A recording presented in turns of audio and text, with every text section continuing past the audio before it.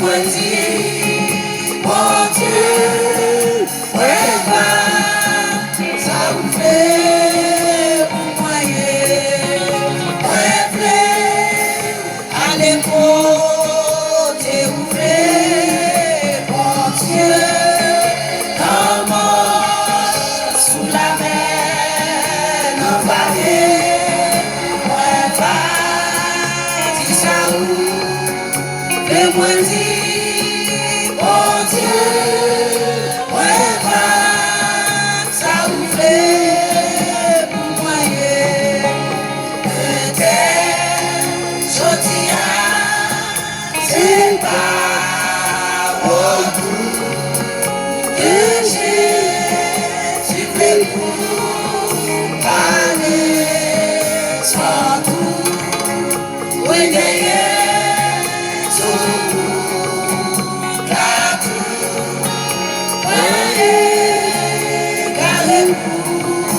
chercher au bon sauver pour va quitter et si sous pas où t'es moi va répéter message la vie moi va si ça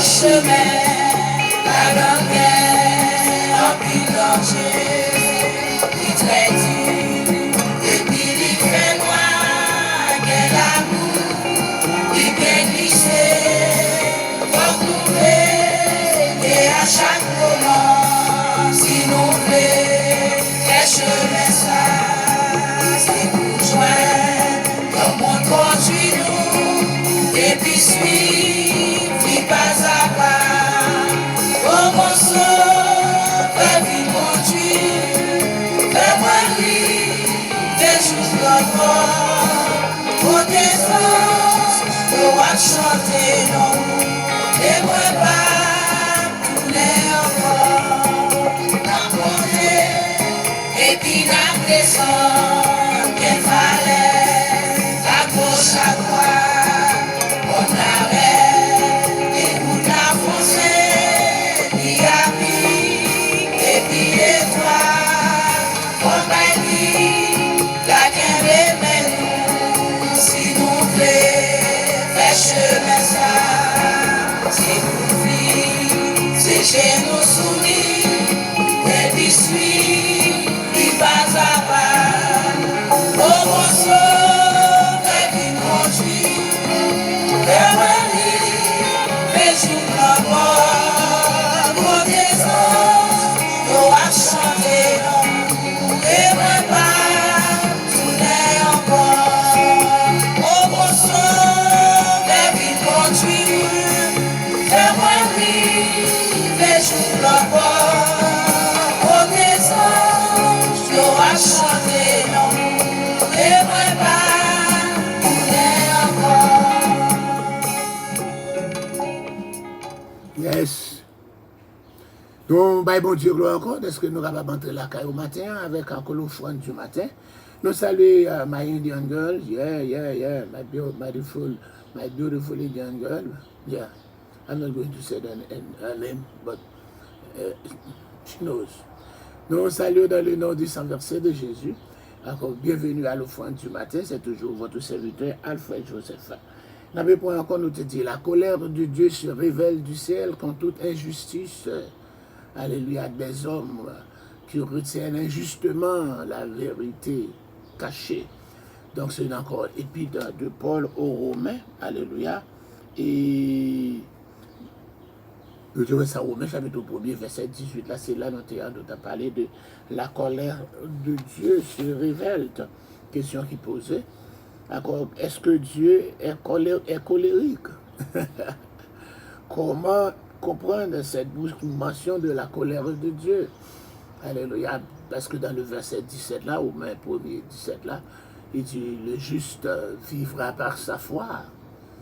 Alléluia. Et puis encore tout de suite, encore verset 18 là, elle est tombée dans la colère. La colère, comment?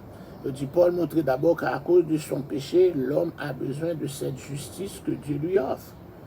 Mais car tous les hommes ont péché, nous t'ai parlé, nous t'ai dit encore, boum, païen a péché, boum, juif l'a péché, alléluia, et puis boum, l'humanité, le monde entier péché. Ça veut dire nous tout en bas condamnation. C'est encore païen a péché, juif l'a péché, le monde entier péché, nous devons encore parler de l'universalité du péché. Donc encore tout après l'universalité du péché, qui s'est péché, donc la colère de Dieu révélée à cause de la désobéissance des hommes, car Dieu offre aux hommes moyens de salut, mais les hommes ne l'ont pas accepté, ils n'ont pas accepté lui. Alléluia, à côté. Alléluia, sur pas aucune exception. C'est pour ça que cette colère de Dieu se manifeste par le fait que l'homme abandonne Dieu. Alléluia. Ce sont là les conséquences du péché de l'homme. Donc je dis, est-ce que Dieu est colérique pour cela? Non. Pour beaucoup de non-croyants, de croyants, l'idée que Dieu puisse être colérique est insoutenable. Alléluia. Un Dieu colérique, disons ça. Le Dieu qui nous a aimés alors que nous étions encore des pécheurs, que nous pouvons trouver dans Romains chapitre 5, verset 8, peut-il en même temps être un Dieu de colère? Ok? Je dis encore plusieurs auteurs et fait un pile de commentaires concernant la colère de Dieu. Nous avons encore et qui dit comme ça, c'était l'utilisation d'analogies prises dans l'expérience humaine pour décrire Dieu. Et encore, c'est l'expérience humaine. Dans l'expérience humaine, nous avons encore la colère de l'homme. La colère, l'homme vient en colère. Il dit, la Bible parle de la nature, de l'œuvre et des desseins de Dieu dans des thèmes analogiques à ce que connaissent encore et à ce que nous connaissons et que nous expérimentons étant humains. C'est dans ce sens-là que parler, il ne peut être autrement puisque la nature absolue de Dieu n'est pas compréhensible par des créatures limitées. Nous ne pouvons pas comprendre totalement ce qu'on appelle la nature de Dieu. Notre connaissance est illimitée étant humain. Alléluia, étant humain, nous ne pouvons pas faire encore, nous ne pouvons pas faire une idée approximative de ce que Dieu, quand le comparant à nous, a fait, etc. Donc on dit que dans l'incarnation, pour ne pas parler de la réincarnation, pas attendre le mot réincarnation, la réincarnation c'est doctrine mondiale qui dit, alléluia, moi c'est monté là, qu'on entendait en Haïti, qu'on prophète, c'est là, c'est Adam, c'est Ève là. C'est lui qui mange fruit. C'est lui qui c'est ça. Tout ça, c'est la doctrine de la réincarnation qui n'est pas biblique. Ne croyez pas à la réincarnation. Mais encore, la Bible enseigne l'incarnation. Dieu s'est fait homme dans la personne de Jésus. Ce que les musulmans ne peuvent pas accepter, ne croient pas à ce qu'on appelle l'incarnation, etc. Ils ne croient pas à l'incarnation. Ils croient, les musulmans croient à la transcendance de Dieu, à l'immanence de Dieu, ils croient à l'inspiration de la parole de Dieu, ils croient, etc. Mais ils ne croient pas encore dans l'incarnation. Donc, on dit le langage théologique traditionnel utilise encore cet usage, encore l'utiliser, alléluia, encore, encore pour parler encore de l'incarnation qui peut parler de encore un usage anthropomorphisme, un usage anthropomorphisme, quand on a encore anthropos qui signifie l'homme, ok? On dit encore, c'est pas dit encore, c'est un usage anthropomorphisme pour usage dans l'homme qui fait parler de la colère de Dieu, mais encore aussi, ainsi que tandis la connaissance et la puissance font partie de l'expérience humaine. Il est dit que Dieu les possède aussi dans un sens absolu et infini. Il est omniscient. Il est omniscient. Alléluia. Connaissant tout. Il est omnipotent. Il peut tout. Il peut tout. Alléluia. Et il est aussi omniprésent. Donc c'est ça encore là, c'est dans le sens encore et anthropomorphisme, un usage anthropomorphisme qui vous parle ici de la colère de Dieu. La Bible parle aussi de la sainte colère de Dieu. Il y a un autre mot plus fort que la colère qu'on utilise, c'est le mot courroux. Un Dieu courroucé. Le courroux, la grande colère de Dieu. Alléluia. Et c'est dans sa colère, dans son courroux, qui n'a pas épargné le monde antédiluvien, le monde à l'époque de Noé. Alléluia, il l'a détruit par le déluge, c'est sa colère, c'est son courroux, c'est la colère de Dieu qui a détruit les villes de Sodome, de Gomorrhe et les villes environnantes. C'est sa colère, c'est la colère de Dieu. On dit aussi, le Seigneur de la Bible entre en relation avec sa création, Jésus-Christ, qui demeure toute plénitude de la divinité, mais en refusant, alléluia, le salut apporté par Jésus, les hommes encore font face à la colère de Dieu. Alléluia. L'autre face de Dieu, c'est encore à part son amour, la face d'amour. Alléluia. Dieu a tant aimé le monde qu'il a donné son Fils unique, afin que quiconque croit en lui ne périsse point, mais ait la vie éternelle.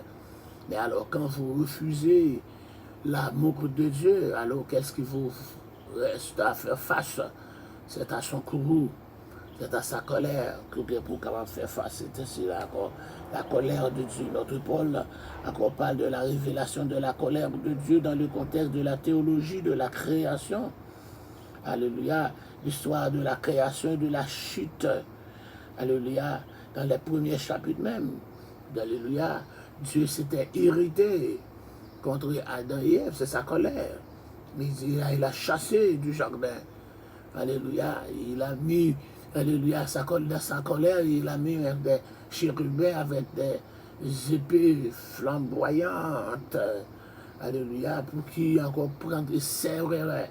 Alléluia. Et d'approcher de ce jardin, de ce paradis perdu. Ils encouraient la colère de Dieu par l'épée. Donc c'est la colère de Dieu. La colère de Dieu. Alléluia. Quand tu n'as pas particulier, tu dis que ça, c'est un poignard rappelant du refus de l'humanité de vivre comme créature en relation avec Dieu. De cela, Adam a voulu être comme Dieu. Encore au lieu de vivre en relation de créateur et de créature. Alléluia, la créature doit soumettre à son créateur, mais il voulait être comme Dieu. C'est challenge ça. Encore Lucifer te dit, Satan le dit comme ça. Non, le jour où tu en manges de ce fruit défendu, tu deviendrais comme Dieu, tu serais semblable à Dieu. Donc encore, alléluia, il voulait être comme Dieu. Et c'est ici, d'accord, selon qui nous est raconté dans le chapitre 3 de la Genèse jusqu'à 11, alléluia, ce refus de dépendre de Dieu et d'être responsable devant lui a débouché sur toutes sortes de distensions, alléluia, dans les différents secteurs de la communauté humaine. D'accord, Dieu s'est mis en colère, la colère de Dieu. Il y a encore dans Romains 1er 25 là, il dit, Paul va le résumer, situation ça en ces mots, ils ont changé la vérité concernant Dieu en mensonge. Alléluia. La vérité concernant Dieu en mensonge, c'est encore là. C'est ça, Satan dit, non, tu ne mourras pas. Mais Dieu sait que le jour où tu en mangeras, tu seras comme lui, tu seras semblable à Dieu. So, alléluia. Encore, ils ont changé la vérité de Dieu en mensonge. Ils ont fait de Dieu un menteur. Et tandis que la Bible dit clairement que Dieu n'est pas un homme pour mentir, n'est pas un Dieu pour mentir, ni le fils d'un homme pour se repentir. Il n'est pas capable de mentir, ça le dit. Donc encore là, ils ont changé la vérité concernant Dieu en mensonge, ils ont adoré et servi la créature au lieu du Créateur. C'est dans ce contexte du dessein de Dieu pour sa création et de son refus d'être responsable. Alléluia, dans le cadre de ce dessein qu'il nous faut entendre l'idée de la colère de Dieu. C'est là l'idée de la colère de Dieu. Paul parle de la colère de Dieu de deux manières. Le plus souvent, l'expression se fait un événement futur dans lequel le jugement va exercer sur le péché. Encore dans le contexte ça, la colère de Dieu a son synonyme de jugement. Encore, alléluia, est clairement perçu comme une activité de Dieu, comme une action délibérée contre le péché. Alléluia. Deuxième façon, il est important, alléluia, de noter que la colère est la réponse personnelle de Dieu au péché.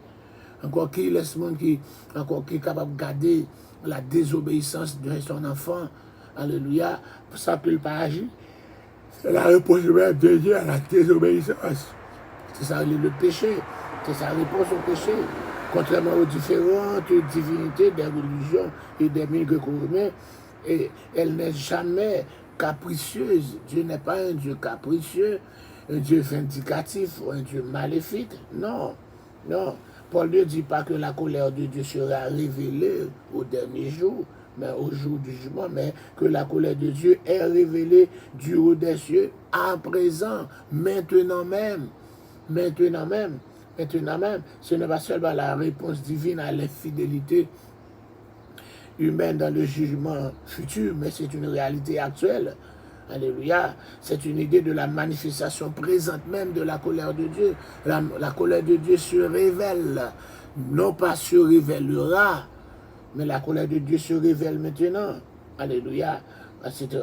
Mes amis, c'est pas dit cause qui va aller là.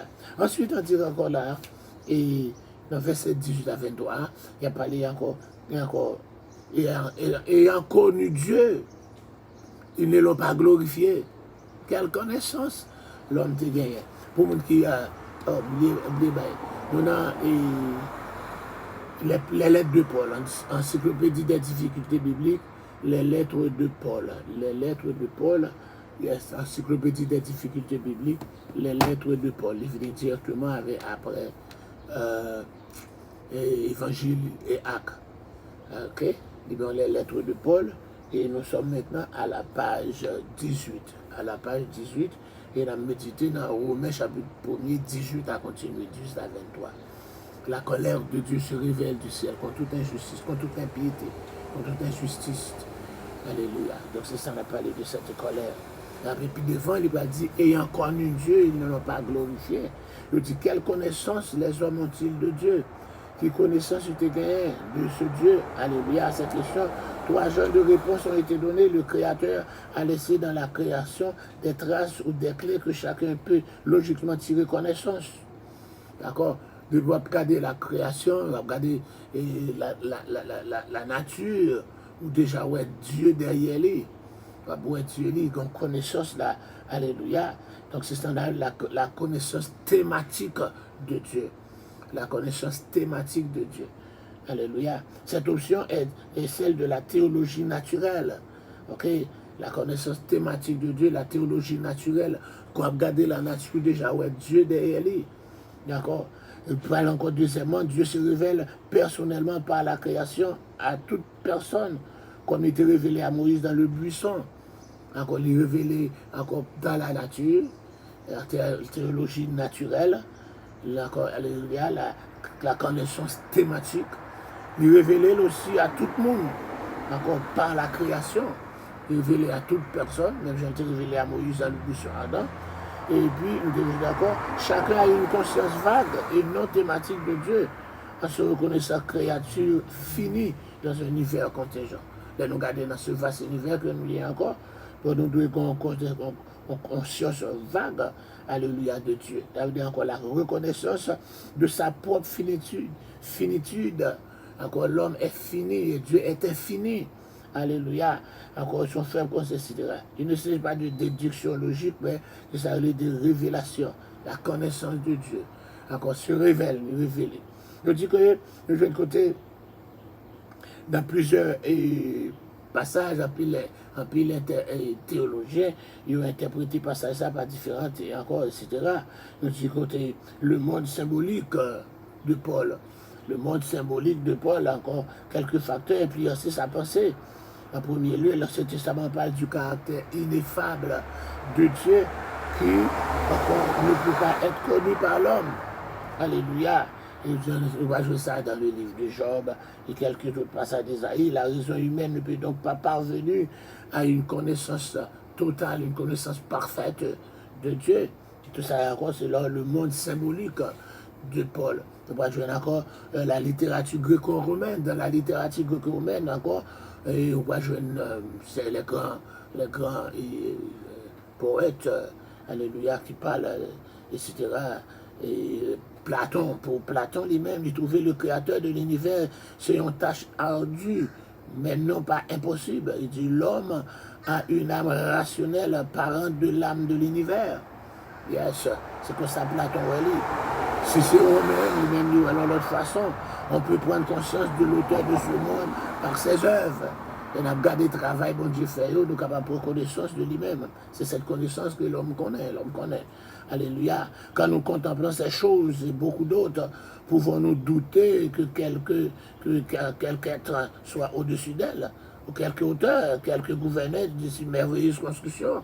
On a regardé le ciel, on a regardé le ciel, on a regardé la terre. Est-ce que il faut connaître le monde qui est auteur.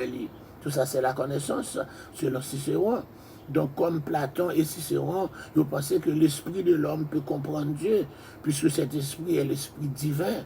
D'accord, alléluia. Cet esprit et l'esprit divin, ils ont de même nature. Alléluia. Donc, on va comprendre. Alléluia. Nous allons parler pour les Juifs, encore la littérature juive. Pour la littérature juive, nous dit, d'accord, alléluia, et c'est beaucoup préoccupé de la question comment Abraham est-il parvenu à la connaissance du vrai Dieu dans le contexte idolâtre. Comment encore là?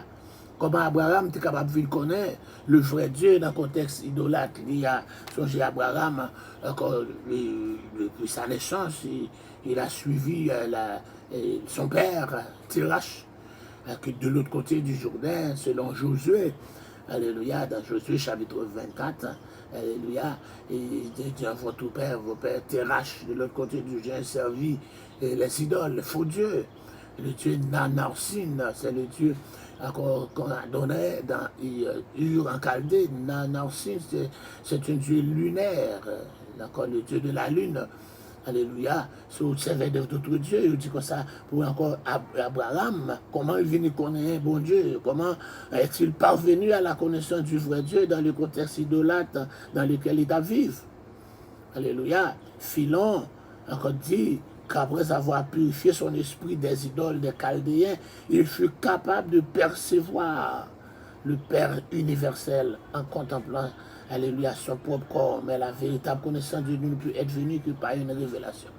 Je dis, les bons Dieu filent purifier Abraham des idoles, donc il est capable d'arriver à la connaissance encore et encore là, il vient purifier comme un vrai Dieu.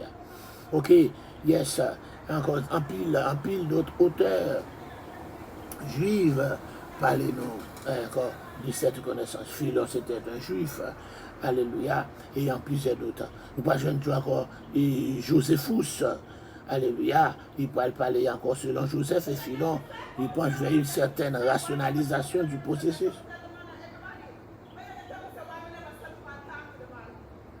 Les amis, comment ça m'en a pas dit? Alléluia, alléluia. Le temps de la connaissance. Les amis.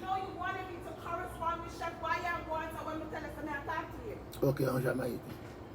Bon, nous vous saluons dans le nom du Saint-Verset qui était pour la fin de passer là, pour le capable pour prendre. Yes, alléluia. Le temps de la connaissance, le temps de cette connaissance, je dis, c'est depuis la création du monde que des perfections invisibles de Dieu se voient dans ses œuvres. C'est depuis le temps de la création que encore les perfections visibles et invisibles de Dieu, nous sommes capables de se voir à l'œil nu depuis le temps de la création. Donc encore la nature de cette connaissance, je dis, les perfections visibles rapporter certains de ses attributs divins, etc. Mes amis, quel est le sens d'encore là? Bon Dieu livré. Bon Dieu livré l'homme maintenant. Il livré à des penchants. Je dis, quel est le sens de ces trois? Dieu les a livrés. Dieu les a livrés. Romains chapitre 1er, verset 24 à 28. Dans le développement par l'école, Paul prouve la culture de toute l'humanité. Il a encore stigmatisé les conséquences du péché de l'homme qui rejetait la révélation de Dieu. Il dit encore par trois phrases. Dieu les a livrés, ça veut dire abandonnés. D'accord, premièrement, aux passions de leur cœur, qui les portent à des pratiques dégradantes, de sorte qu'ils ont avilé leur propre corps. Et pour Romains chapitre 1er, verset 24, d'accord, ils sont tombés parce qu'ils ont rejeté la connaissance de Dieu. Donc on est là, ils viennent tomber dans des passions femmes, des passions dégradantes, ils ont avilé leur propre corps, à des passions infâmes, avilissantes. Côté dit, leurs femmes ont renoncé aux usages sexuels naturels pour se livrer à des pratiques comme nature. C'est pas encore qu'on y a là, ça relève encore homosexualité. Nous sommes jeunes depuis dans Nombre. Nous sommes encore depuis dans Nombre, chapitre 13. Il a dit, si un garçon couche avant un garçon, même si un couche avant femme. Alléluia. Il a parlé d'une femme qui s'approche d'une bête. Un garçon qui couche avant une bête ou bien une femme qui s'approche d'une bête. Alléluia. Donc tout ça encore là, et c'est depuis dans l'Antiquité. Dans Genèse 19, les gens de Sodome et de Gomorrhe, ils disent encore qui sont ces étrangers qui entrent là, qui mettent dehors pour nous capables de connaître. Mon encore aujourd'hui qui parle encore des pasteurs homosexuels et des pasteurs homosexuels, ils disent non, c'est pas ça, ils t'appellent encore connaissance de faveur. Donc déjà, ouais, dans le langage, c'est pas connaissance de faveur. Et la réponse de l'autre, là, tu comme ça, non, je suis là pour encore connaître garçon, mais je pour nous capables de faire ça nous la veille. Donc c'est une réponse sexuelle, c'est une réponse sexuelle. Alléluia. Donc les gens, c'est encore connaître, le verbe connaître, de toujours utiliser encore le verbe connaître pour avoir des rapports sexuels. Adam connu sa femme, encore Caïn connu sa femme et enfanta. Adam connu sa femme et il enfanta. Encore bêter garçons ça au dehors pour que nous les connaissions, pour nous capables d'avoir des rapports sexuels. Donc c'est ça là encore. Donc je dis encore là, est-ce que Paul condamnait l'homosexualité? Mais oui, c'est ça le déclaré là. C'est ça le déclaré. Et de déclarer là. Nous prenons un côté, Et encore, les théologiens pro-homosexuels ont tenté d'expliquer les différents passages relatifs à l'homosexualité dans la Bible en disant qu'il ne s'agit pas de pratique homosexuelle morale. Monde qui est encore qui fanatique homosexuel, les théologiens pro-homosexuels, qui sont d'accord avec l'homosexualité. Encore parmi eux, nous joignons plusieurs groupes, etc. Ils disent non, ce n'est pas de pratique encore homosexuelle. Non, non. Ils ont dit qu'il s'agissait de pratique homosexuelle dans le récit de Sodome et Gomorrhe. Même dans le récit de Sodome et Gomorrhe. Ils ont dit non, ce n'est pas ça. Disant que les habitants de ces villes voulaient simplement connaître l'identité de ces visiteurs. Alléluia. Alors, dont ils créaient qu'ils soient des espions. Vous n'étiez pas en guerre. Encore qui parle encore. Oh, dans cette spiritualité, tu besoin qu'on ait l'identité espion. Mais le verbe employé pour connaître, encore, c'est un euphémisme courant dans la relation sexuelle dans le testament. La réponse de l'autre montre clairement, alléluia, qu'il voulait leur donner une compensation sexuelle des petits fémurs. D'ailleurs, le commentaire dans Jude, le verset 7, toute ambiguïté dans le testament, on regarde Jude, le verset 7, là. Jude. Vous connaissez Jude, c'est le chapitre. C'est ce chapitre qui se trouve avant l'Apocalypse. Jude, c'est le chapitre.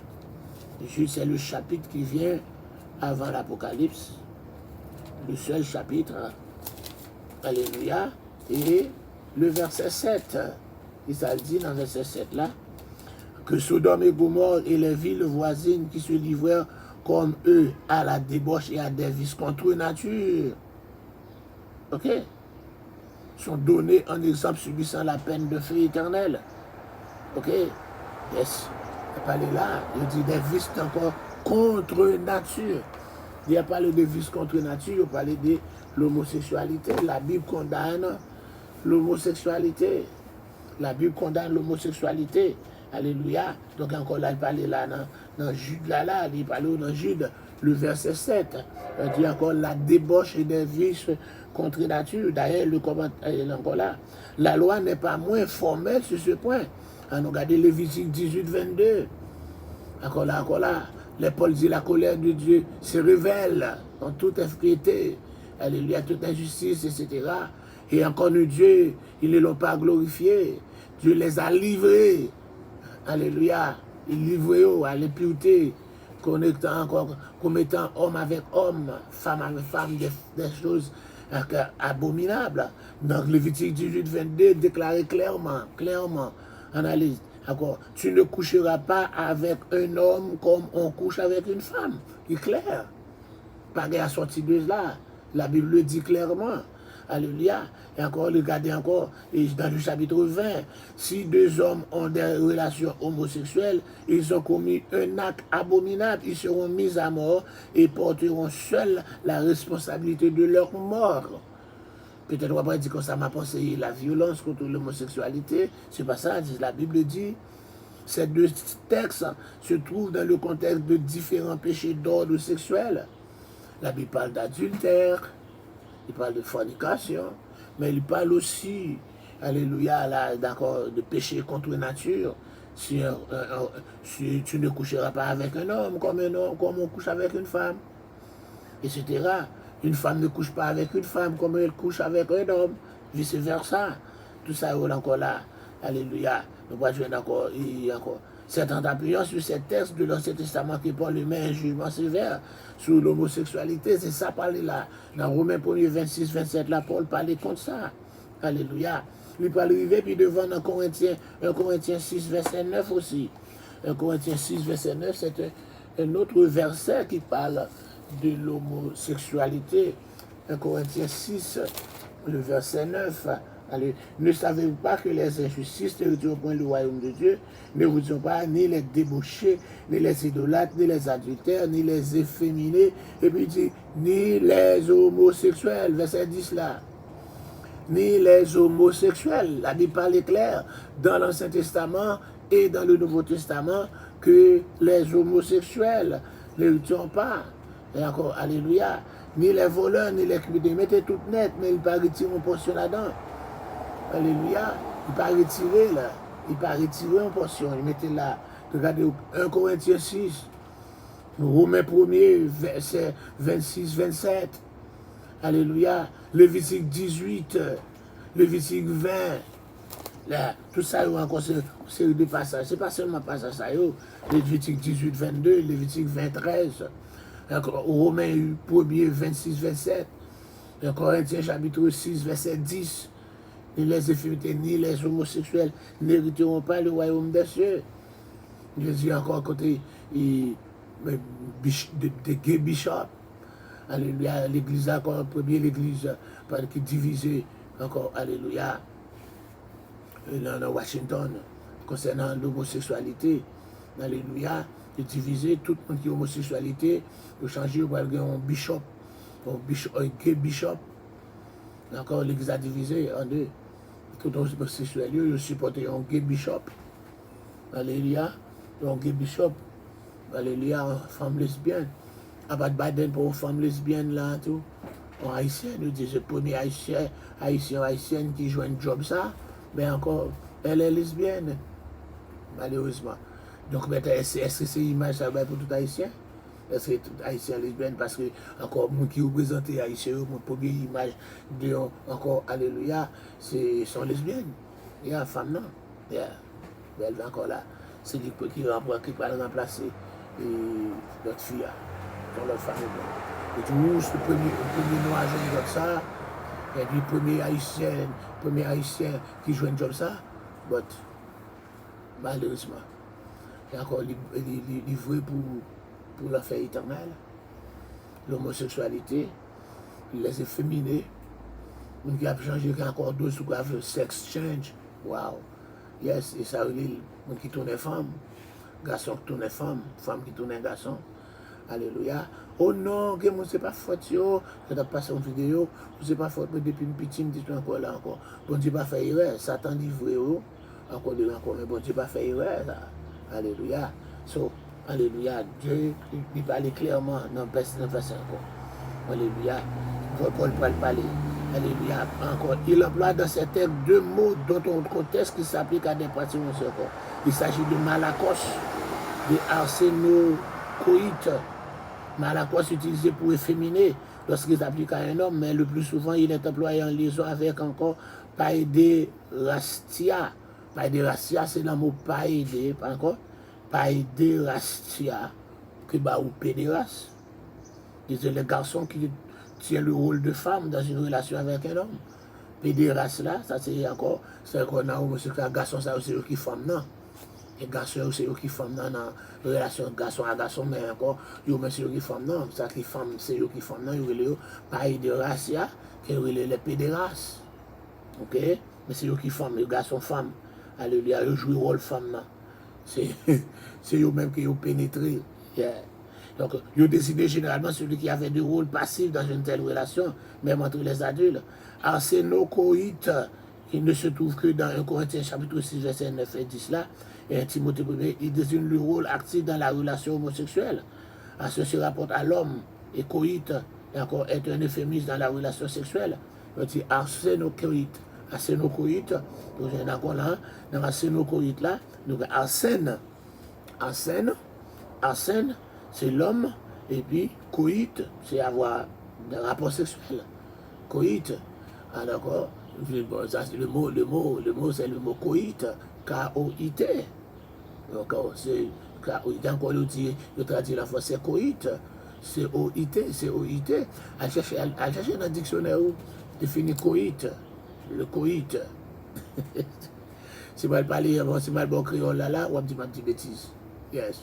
Le mot français, c'est coït. Ok. Encore créole là, bon, un mot. Peut-être sous-dit, moi, je me dis, ben là. Yeah. So, c'est le coït. Que bon mot ça, arsène écoïte, arsènocoïte, c'est dans ce sens encore, arsène c'est l'homme, coïte avoir des rapports sexuels. Alléluia. Donc nous jouons encore, je traduis arsènocoïte là, je traduis par homosexuel mâle, et puis encore, ou pédérace, pratiquement, etc. Donc, les amis, je dis les hommes abandonnés l'usage de la femme.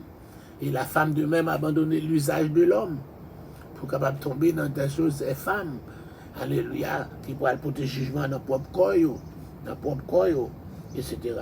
Mes amis, que bon Dieu béni nous étions là, dans le passage ça, nous étions là, nous jouons encore, nous allons dans Romains chapitre 2.